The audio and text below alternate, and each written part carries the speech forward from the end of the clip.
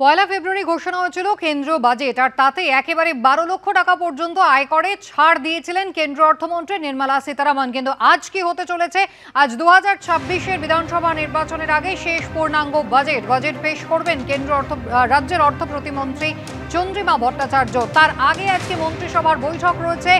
আশায় রয়েছেন রাজ্যবাসী কি হতে চলেছে। যেভাবে নিত্য প্রয়োজনীয় জিনিসের দাম বাড়ছে, সেই মূল্যবৃদ্ধি নিয়ে চিন্তিত গৃহিণীরাও।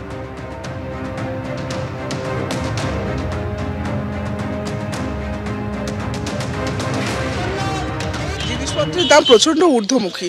আমাদের মধ্যবিত্তদের সংসার চালাতে গেলে যা নর্মাল দরকার তার প্রচণ্ড বেশি। নর্মাল আপনি শাকসবজি যদি কিনতে যান, চাল যদি কিনতে চান, চালের দাম গত 5-6 মাসে যে হারে বেড়েছে ওটা অবর্ণনীয়।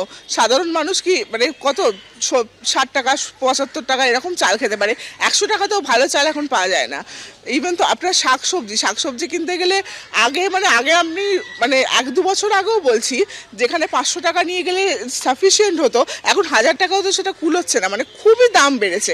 এই জিনিসগুলো যদি একটু কন্ট্রোল হয় বা নিত্য প্রয়োজনীয় জিনিসের দাম যদি একটু কন্ট্রোল হয়, আশা করি আমার মনে হয় এটাতে ভালো হতে পারে।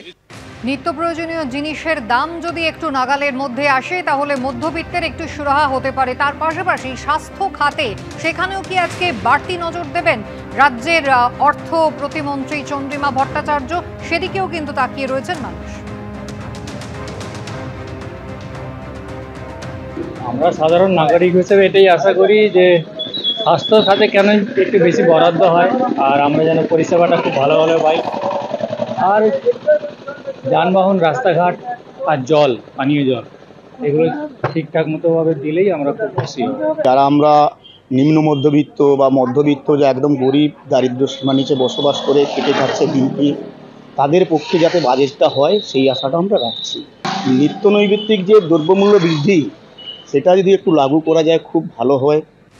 দ্রব্যমূল্য বৃদ্ধি কিন্তু চিন্তার একটা অন্যতম কারণ। তার পাশাপাশি সামাজিক কল্যাণের জন্য যে প্রকল্পগুলো রয়েছে, যার মধ্যে অত্যন্ত গুরুত্বপূর্ণ লক্ষ্মীর ভাণ্ডার, তার টাকা কি বাড়বে? অন্যদিকে রাজ্য সরকারি কর্মচারীরা ডিএ নিয়ে অপেক্ষায় রয়েছেন তারাও। গতবার আমরা দেখেছিলাম 4% ডিএ বাড়ানোর কথা জানিয়েছিলেন চন্দ্রিমা ভট্টাচার্য গত বাজেটে, কিন্তু তারপর একটা বছর কেটে গিয়েছে। ডিএ নিয়ে সত্যি কি আজ কোনো ঘোষণা থাকবে? জানার জন্য বিকেল 4টে পর্যন্ত অপেক্ষা করতে হবে। পশ্চিমবঙ্গের বাজি যেটা করছে, দান, ক্ষয়রতি, কন্যাশ্রী, এসব দিয়ে তো আর পশ্চিমবঙ্গের উন্নতি হবে না।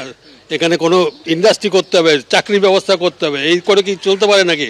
দান, ক্ষয়রতি, কন্যাশ্রী 500-1000 টাকা দিয়ে এটা হাতে দিয়ে তো হয় না। এটা এখানে কোনো প্রকল্প করতে, এই যে বেঙ্গল সাবমিট গেল, এত লোক আসলো, তারা কি আদৌ এখানে ইনভেস্ট করবে কি না তারও তো কোনো ঠিক নেই। সব বিদেশে চলে যাচ্ছে, ব্যাঙ্গালোর, হায়দ্রাবাদ, এসব জায়গায়। এখানে কোনো চাকরি নেই, কিছু নেই। এইভাবে কতদিন চলতে পারে?